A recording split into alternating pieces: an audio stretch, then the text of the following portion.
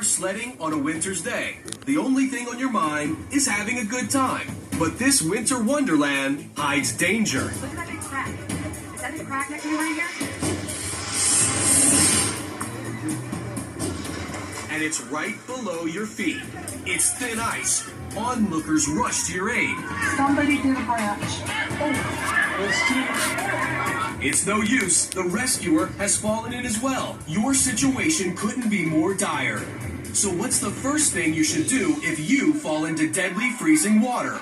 Do you A. Waste no time pulling yourself out of the water? B. Control your breathing by taking slow, deep breaths? Or C. Submerge your head underwater to better acclimate yourself to the extreme cold? The choice is yours. But what do you really know about this ice-cold killer? Just because you have ice overlaying a lake or a body of water doesn't mean it is completely frozen. If you have wind, if you have currents, or it's a deeper portion of a lake, that is the area that will take longest to freeze. What's important to remember is ice is not uniformly thick from the edge to the center. Ice tends to get thinner the further you move out towards the center of a body of water, especially in an area that doesn't commonly receive heavy freezes or cold temperatures. The best advice is to stay off the ice. Other factors can affect the ice too. Older ice is more brittle than newer ice. Even schools of fish can make it thinner in places you wouldn't expect. Fall in, and you're up to your neck in trouble. There are 3 phases of cold water immersion. The first is the cold shock response. Then there's cold incapacitation, and long after that comes hypothermia. So the cold shock response, many of us have had some version of this where we get really cold and go, so it's a gasp followed by hyperventilation. After that, if you're still in the cold water, muscles and nerve fibers don't work as well, so you'll become weaker, less coordinated to the point where you're incapacitated. The guy in the inner tubes hurting. As you move from mild to moderate hypothermia, then you start seeing confusion, you get loss of motor skills, you're not making good executive decision making, and you can start having a failure of basically your heart to pump blood. It's beating at a slower rate, your blood pressure is dropping, your breathing rate is dropping, and all of your organ systems are really feeling the effect of this in parallel and starting to fail and shut down. When the brain's not functioning and you have that confusion and you lose your fine motor skills, not only are those in themselves a problem, that takes away your ability to some extent to self-rescue. Without fine motor skills, without good decision making, you can't come up with a plan and execute a plan to get yourself in an environment that allows your core body temperature to increase.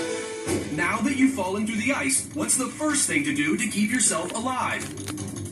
You'll give yourself a fighting chance if you choose B first. When you find yourself in cold water, you first have to get your breathing and your swimming under control. Then you have to figure out, can I get out of the water?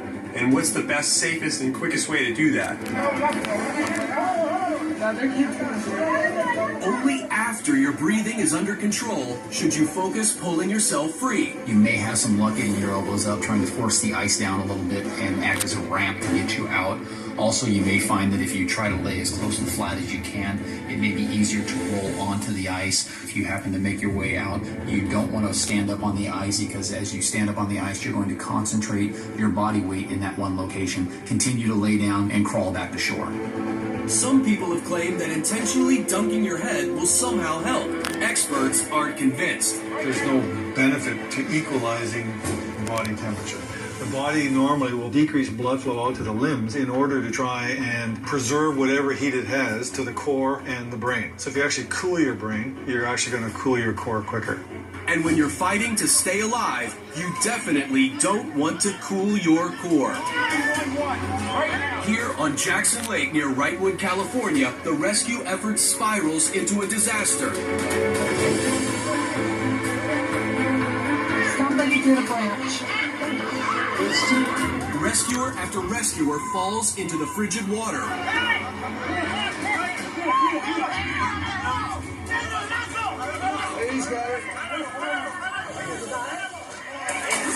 But what should they have done?